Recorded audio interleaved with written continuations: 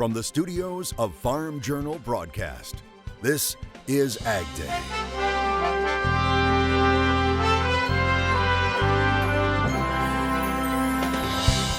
Coming up on AgDay, what's the secret to creating award-winning cheese? One man shares his passion for creating the perfect wheel. Letters followed by angry tweets, and a company cutting ties with another. The debate over data usage and land rents heats up in farm country. In China, showing new signs it's working on its commitments under the Phase 1 trade deal. To have any sort of belief in this Phase 1 trade deal, we need to see China actually start buying. Good morning, I'm Clinton Griffiths. Markets, especially wheat, posting some gains on Tuesday after China's Ministry of Finance published a list of nearly 700 American products that will get tariff relief. Included on the list, soybeans, beef, corn, pork, wheat, liquefied natural gas, and crude oil. ProFarmer reporting China may make some buys of U.S. ag products soon in an effort to show it's still committed to that Phase 1 trade deal, and that the government is in discussion over what commodities it could potentially buy at the end of this month or early next month. Some analysts say while this is good news, soybeans are not trading as high as they could due to lagging exports. Ultimately, really what needs to happen here to get that sort of strength in soybeans that everybody thinks should happen from this Phase 1 trade deal, we're going to have to see the Chinese purchases. And you can't actually look at this tariff exemption as, it doesn't go into effect for another month and a half. It might actually prolong the buying. We want to see it now. And the fact that we haven't seen it now has really been a struggle for the soybeans, and it's been a big reason why we've not been able to have a significant bounce off of lows. But what will China do with all of that U.S. ag product? Bloomberg reporting thousands of containers of frozen pork, chicken, and beef are now piling up at their ports. It's due to labor shortages and transportation issues caused by the coronavirus. In some cases, Bloomberg saying ports are starting to run out of places to plug in containers that need to be kept frozen, and ships are being rerouted to other destinations. The New York Times reporting 150 million people in China are under some sort of lockdown. That means about 10% of the country's entire population faces restrictions about when they can leave their homes. And despite the Phase 1 deal, could farmers still see another round of trade aid this year? The ranking member of the House Ag Committee says he thinks it will happen. Republican Mike Conaway of Texas saying he thinks there will be another payment to America's farmers due to the coronavirus, possibly making it difficult for China to keep their import commitments. But U.S. Ag Secretary Sonny Perdue has told farmers not to count on one. And speaking of those MFP payments, news that the Government Accountability Office will be reviewing the $28 billion program. That investigation comes at the request of Democratic Michigan Senator Debbie Stabenow. She's raised concerns that the program benefited southern states and larger farms disproportionately, which USDA has disputed. Now, this has sparked controversy in the ag world after several landowners recently got letters from a company called Tillable. The letters raising concerns in the farming community about the sharing of data and land rents. AgDay's Betsy Gibbon joins us from the newsroom. Betsy, now we're hearing from the CEO of Tillable. Yes, AgriTalks host Chip Flory talking with Tillable CEO Corbett Cool about the digital platform. It's causing a Twitter firestorm. Some farmers are upset about if their data is being shared. Landowners are receiving letters from Tillable showing numbers about how much land is worth and if landowners are charging enough in cash rents. Many suspecting the data came from FieldView, which had a partnership with the company. It is part of the Climate Corporation, which is part of Bayer's digital farming division. FieldView has now cut ties with Tillable due to the controversy, saying to social media, quote, "No data sharing has been enabled with Tillable. We have no investment interest in Tillable or any of our platform partners." I think I understand how the optics went from bad to worse when FieldView discontinued the relationship with Tillable at the end of last week. Do you understand that? So when you have an API agreement or a partnership agreement with one of these digital ag platforms, in this case Climate, you're able to have data shared with you explicitly from a farmer to a company like Tillable. But Climate is not able to share that data proactively from any farm. That the sharing of the data actually has to happen by the farmer. Climate's not able to do it. I mean, first of all, it would be a violation of their terms of service. Cool says to Flory they use public data sources, and he says the goal of tillable is to target non-operating landowners. But he says it just so happens some of those letters went to farmers instead. Clinton? Historic flooding continuing to devastate parts of Mississippi, with forecasters saying heavy rains are again expected in parts of the South. Officials in Mississippi declaring a state of emergency as the Pearl River continued to rise. And in Tennessee, entire homes were gone in seconds, taken by a massive landslide. And we just said more rain continues to be a concern. Meteorologist Cindy Clausen joins us with an update. Cindy. Yeah, that's right, Clinton. Tons of rain in the southeast over the past couple of weeks, several weeks. We've seen terrible flooding, and unfortunately, it's not going away really anytime soon.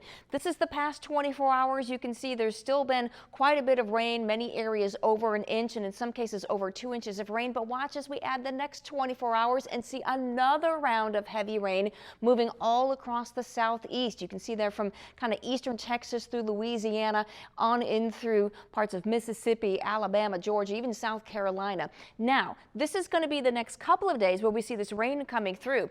As we get into Friday and Saturday, most of these areas do get a break from the rain, and that is good news, but it's not going to last forever because we are expecting to see more heavy rain in these areas, starting from those western areas in that Sunday time frame, moving to the east towards that Monday time frame. So another round of heavy rainfall in the early part of next week, and it looks like even to mid to latter part of next week, we could see some stormy weather as well. Well, I'll have a lot more coming up on your forecast. We'll concentrate on that southeastern rain and what we can expect for the rest of the week. Wheat seeing a bit of a rally lately, so how long can it last? We dive into the numbers, and later we show you how some award-winning cheese is made. Not from Wisconsin, but California. Details in the country.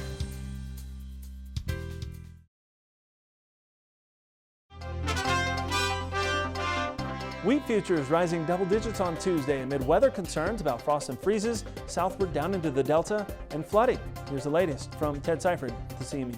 Wow, wheat has a substantial day, big up day here, with wheat trading over 25 cents higher for most of the day, coming from a couple of things, but in particular, we had news this morning that Australian wheat production fell well below what most of us were expecting, and it is the smallest crop they've had in a very long time. So that is sparking ideas that we are going to see more export business here in the United States, and that ultimately our carryover, our ending stocks in wheat could be quite a bit smaller than what the USDA is currently suggesting. Corn trying to follow along with wheat, up over 5 cents at times here today.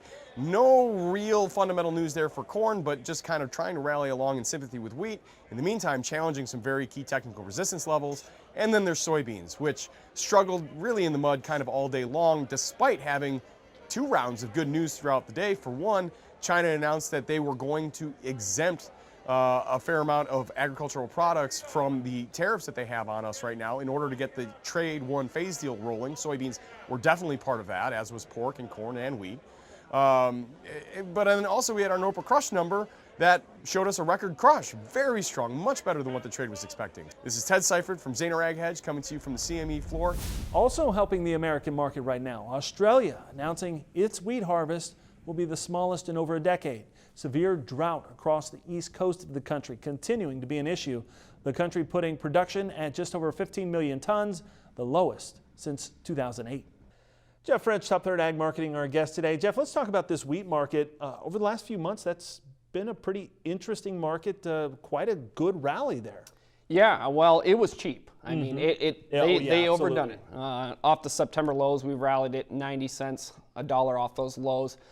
You know, we had the fund switch. I mean, they were short, betting on lower prices. Now they're actually long. You know, maybe they're looking at 110-year lows. They're looking at wheat supplies throughout the world that are, you know, they're ample. We had Stats Canada come out here this week. That was a little bit more than expected. Canada has over 900 million bushels up there that they could potentially sell. So, you know, there's some bearish things out there, but, you know, moving forward here, what is China do? There's been some rumors that they are going to come after U.S. wheat.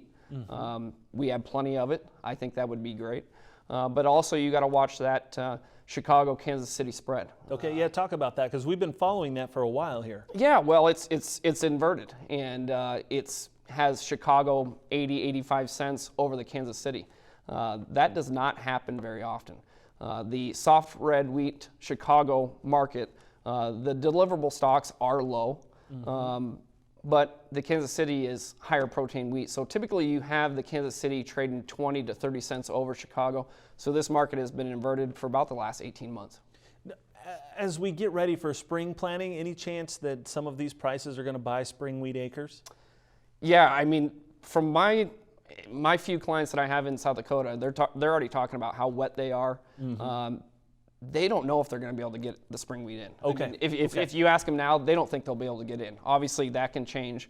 But yeah, I mean, we came into this fall extremely wet. Winter's been wet. And if we have any type of major moisture during spring, it will definitely limit those acres up north. Okay, will be something to watch. Appreciate it as always. Thanks, Jeff. We'll be back with more Ag Day coming up here in just a minute. For a special report on the grain markets, call toll-free at 877-TT-HEDGE. That's 877-884-3343.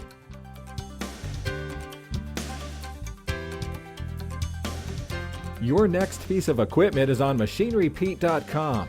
Search equipment from dealerships across the country to find what you're looking for. Only on MachineryPete.com.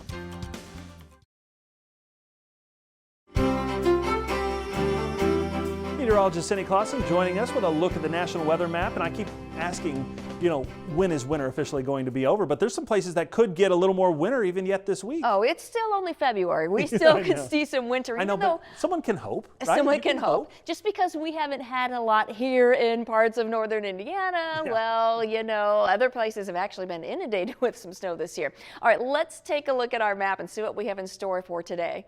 Now, one thing you might notice on the map is the lack of precipitation that we're going to be seeing out in the west. But let's really concentrate in the eastern half of the country because that's where that moisture is going to be. So we still have a front not making a ton of movement. So we're going to continue to see that rain today in the southeast. Some snow in especially the Great Lakes area. You got a weak front there. And we will see a little bit of snow in parts of the plains as well. Putting this into motion, you'll start to see high pressure settling down into the upper Midwest. But we do have at least a little bit of snow to deal with in parts of the plains, some of the central Rockies there. Low pressure over the Gulf Coast, the far western Gulf Coast, helping to bring in some of that moisture. We're going to see that moving to the southeast now.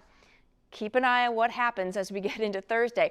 Our model is actually showing a chance for a little snow then as we get into far northeastern Georgia, into parts of South Carolina, and into North Carolina too. So to add insult to injury with all of the rain, there may be even a few flakes in some of these areas as well as we see some cooler temperatures coming down. This is just our model, so we'll keep an eye on that over the next couple of days. Otherwise, high pressure controlling a lot of the country, so we see some drier weather there. It's just those problem spots in the southeast continuing. And we showed you the precipitation estimate. You can see the next 24 hours really focuses on the southeastern United States, and it is just not good news because we have flooding in a lot of these areas continuing. Snowfall mainly in the northeast, and you can see here in the plains and parts of the Rockies, we're going to be adding a little snow to that in the next 24 hours. Cool temperatures, single digits for highs in the north central United States, and as we get into the overnight hours, we start to see those the warmer air coming in from the west, but it's going to be real cold there in Minneapolis as you get 15 below as you head into tomorrow morning, but we're going to start to see some warmer air, so we're already back up into the 20s there. Still single digits in Minneapolis, but warm air moving your way. Here's that jet stream, and you can see that trough in the northeast, but that ridge coming in, bringing some warmer air to a lot of the north central United States. A little ripple in the jet there as we get into later in the week, and this looks pretty interesting for next week. Not super cold, but could be another real stormy weather as we get into the middle part of the next week, especially for the eastern part of the country. That's a look at your national forecast. Now let's check out the weather where you live.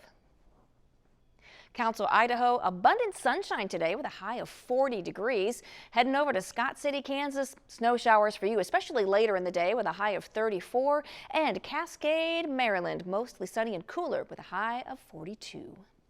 There's been a lot of pressure lately on the pork market. We look at what may be driving those prices down, plus World Pork Expo is back this year, but with a few changes. Details next. Join Andrew McCrae for Farming the Countryside, a farmer-focused podcast all about production agriculture. Brought to you by Pivot Bio Proven, the nitrogen-producing microbes that stay put, weather or not. Visit pivotbio.com.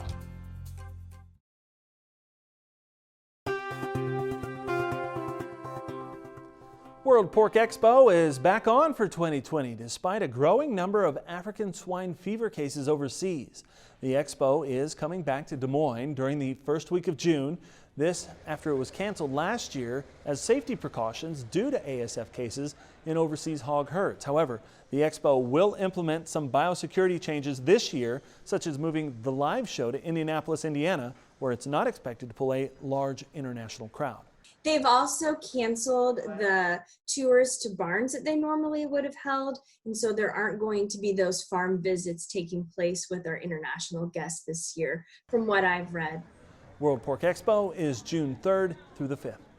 Hog producers have watched prices fall in late January and earlier this month. In fact, the cash market fell $2 per hundredweight, but the cutout retraced by over $13 per hundredweight in just 2 weeks. What's behind the declines? Farm Journal's Pork says there are 3 reasons. 1, there are big supplies of market-ready hogs. 2nd, the coronavirus in Asia is slowing pork movement into the country. And 3rd, heavier market weights as we reach packer capacity. In the 4th quarter of last year, the industry processed more than 34 million pigs, up more than 1 million from 2018. A lifelong passion is fueling one business owner in the heart of California's wine country. He's not making wine, but a tasty treat that goes right along with it.